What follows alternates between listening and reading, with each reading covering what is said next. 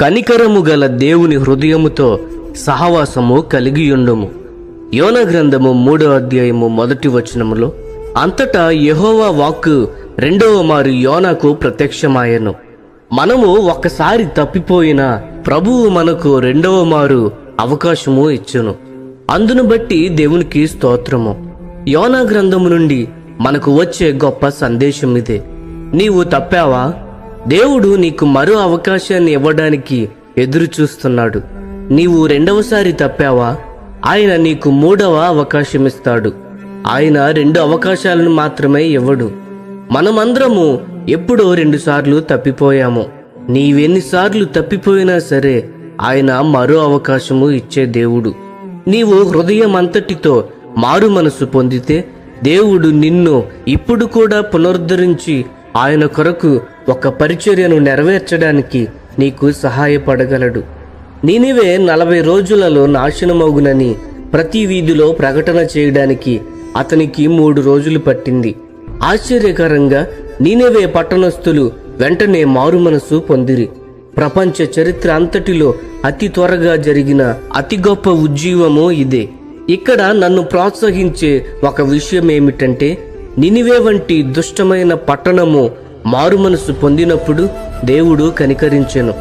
కొన్ని సంవత్సరముల తరువాత ఈ పట్టణము ఎంతో దుష్టమైనదగునని, ఆయన దానిని నాశనము చేయవలసి వస్తుందని ఆయనకు తెలుసు.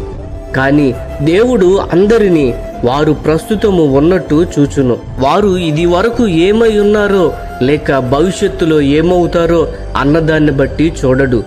ఉన్నవాడు అనునది ఆయన నామము, ఉన్నాను లేక ఉంటాను అనునవి ఆయన నామములు కావు.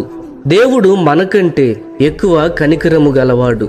దేవుడు నినివేపై కనికరపడినప్పుడు యోనా సంతోషించి ఉంటాడని మనం అనుకుంటాము. కానీ అతడు సంతోషించలేదు. యోనాకు ఒక పాఠము నేర్పడానికి ఒక చెట్టును యోనా తలకు పైగా నీడ ఇచ్చినట్లు మొలిపించెను. అది చూచి యోనా బాగా సంతోషించెను. కానీ మరుసటి రోజు దేవుడు ఒక పురుగు ఆ చెట్టును తొలచినట్లు చేయగా అది వాడిపోయెను. ఎండకు తట్టుకోలేక యోనా మరలో కోపగించి బ్రతుకుట కంటే చచ్చుట మేలని చెప్పెను. యోనా గ్రంథము 4వ అధ్యాయము 8వ వచనము గమనించండి. అయితే 120,000 కంటే ఎక్కువై కుడి ఎడమలు ఎరుగని జనమును బహు పశువులను గల నీనివే మహాపురము విషయములో నేను విచారపడవద్దా అని యోనాతో సెలవిచ్చెను. పాత నిబంధనంలో ఉన్న అన్ని వచనాల కంటే ఎక్కువగా యోనా గ్రంథము 4వ అధ్యాయము 11వ వచనంలో నశించుచున్న ఆత్మల పట్ల దేవునికున్న గొప్ప కనికరాన్ని చూస్తాము. దేవుడు లోకమును ఎంతగా ప్రేమించునంటే ఎవరు నశింపకుండునట్లు ఆయన తన అద్వితీయ కుమారుని ఇచ్చెను. ఆ విషయంలో యోనాకు దేవునితో సహవాసము లేకుండెను. యోనా వలె ఈ రోజున కూడా ప్రకటించి ఉజ్జీవాలు చూచి అనేక బోధకులు ఉన్నారు. కానీ యోనా వలెనే వారు దేవుని కనికరము గల హృదయముతో సహవాసము కలిగి ఉండలేకపోవచ్చును. సువార్త పరిచర్యకు సరి అయిన ఆధారము దేవుని హృదయముతో సహవాసమే. వెలుగులేని వారి ఎడల దేవుడు ఎంతో కనికరము కలిగి ఉన్నాడు. ఆయన మనుషులందరూ రక్షణ పొంది సత్యమును గురించిన అనుభవ జ్ఞానము గలవారై ఉండవలనని హెచ్చరించుచున్నాడు. 1 తిమోతిలకు రాసిన పత్రిక 2వ అధ్యాయము 4వ వచనము గమనించండి. ఆయన దాని కొరకు ఆశపడుచున్నాడు. మనము దేవుని హృదయముతో ఎంత సహవాసములోనికి వస్తామో అంతగా ఆయన భారాన్ని మనము పంచుకుంటాము. దేవుడు నిన్ను ఒక స్వార్థికునిగా ఉండుటకు పిలిచినట్లయితే ఆయన నీకు నశించుచున్న ఆత్మల కొరకు కనికరాన్ని ఇస్తాడు.